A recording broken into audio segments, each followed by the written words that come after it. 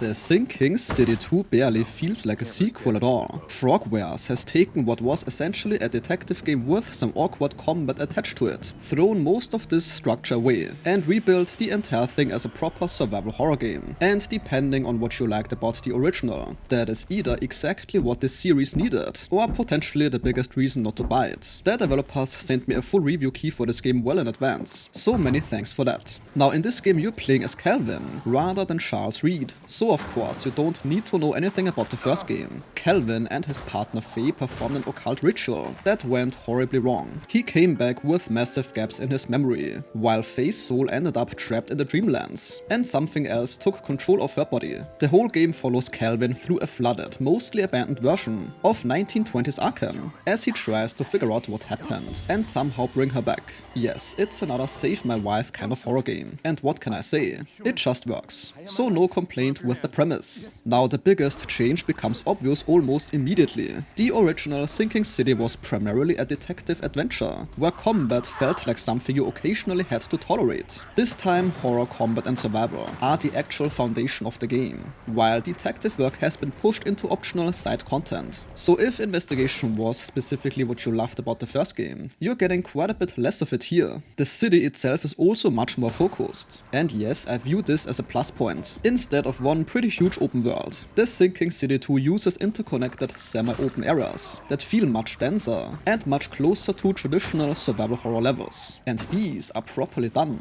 There are locked doors, shortcuts, rooms you will only reach later, and plenty of reasons to return to places that you have already explored. Water levels also rise as the story progresses, meaning that previously visited areas can physically change when you come back later. I really like the level and world design here. It is arguably one of the strongest points. Stuff like shortcuts opening organically, and the whole thing not merely feeling functional but authentic, really shows that love and skill went into the world design here. So this will likely not leave you disappointed.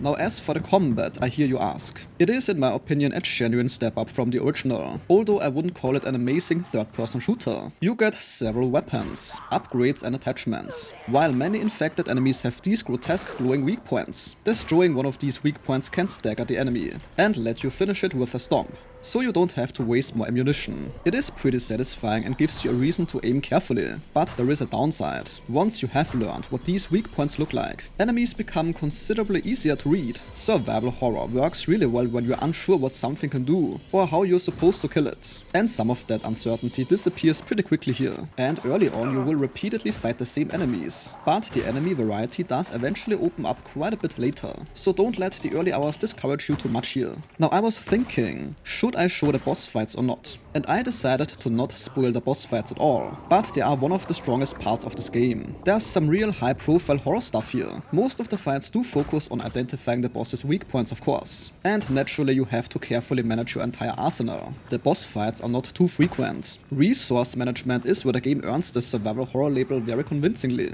The inventory space is limited, so ammunition, healing items and crafting materials are all competing for the same slots. The game does have plenty of encounters where simply running away is the smart option, especially if you're trying to preserve supplies for whatever is waiting further ahead. Keep in mind that inventory space is heavily, and I mean heavily, limited early on, so if that's not your thing, that is worth knowing. The game's save rooms are also handled in a surprisingly interesting way. Rather than feeling like arbitrary video game save rooms, they are essentially intrusions from the Dreamlands connected to Calvin and Faye's relationship. It's a small thing, but stuff like this makes one of the most gamey survival horror mechanics actually feel somewhat connected to the story. While you can only manually save in these zones, the game does autosave rather frequently, so it's not too brutal. And as for brutal, I would also like to mention that the game has 4 difficulty options, so there's surely the right mode for you. The game has a light progression system built around Dream Essence. You spend this on passive talents that improve things like weapon damage, survivability or reload times, but you can only equip a limited number, with additional talent slots opening as you progress. So this certainly is not an RPG with some enormous skill tree, but I think nobody expects this. It is much closer to a small build system, where you're choosing a handful of bonuses.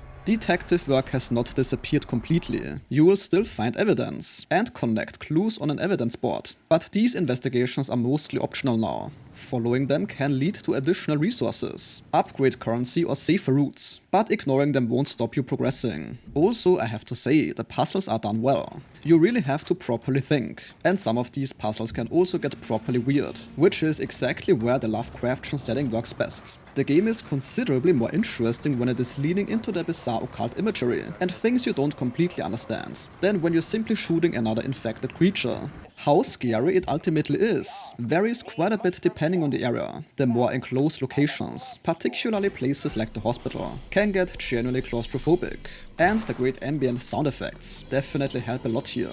The larger outdoor areas are usually more atmospheric than outright frightening. Calvin also talks constantly. He narrates observations, reacts to things around him, and generally has something to say pretty often. Sometimes that adds personality, but during the quieter horror sequences, it can also kill some of the tension. And unfortunately, I just couldn't find himself as a person interesting enough. He seems like a very safely written character, a bit generic even, if I may be so bold. I noticed that during moments where the game clearly wanted me to care a lot and feel emotionally invested, but I simply didn't as much as they would have liked. It doesn't ruin the game for me, and it is objective of course, but when it comes down to the main protagonist, I would say he is simply not on the level of Silent Hill, or Resident Evil for example, but that's also a tough bar to cross. The music is also an aspect where I would have hoped for a bit more. It isn't bad by any means. At times it works perfectly and beautifully, but there were definitely encounters or sections where I thought with some music on the level of Silent Hill, this would be a totally elevated experience. Technically though, this is a huge improvement. It is built in Unreal Engine 5. I didn't have any stutters, and the facial animation is noticeably better, and cutscenes are also much more dynamically directed. It's also a fairly long game in terms of its content scope, with about 30 to 35 hours. It doesn't feel artificially bloated just for the sake of it, thankfully. It definitely sits on the upper end when it comes to the runtime, which is impressive considering the price tag. Ultimately, this thing is probably going to split fans of the original, in a pretty predictable way. If what you wanted most was another detective-heavy open-world investigation game, the Sinking City 2 has moved pretty far away. But if the Lovecraftian setting was what interested you, and you wished the first game had much stronger combat, tighter exploration, and actual survival horror resource pressure, then this feels much closer to the game Frogwares probably wanted the combat side of the Sinking City to be in the first place.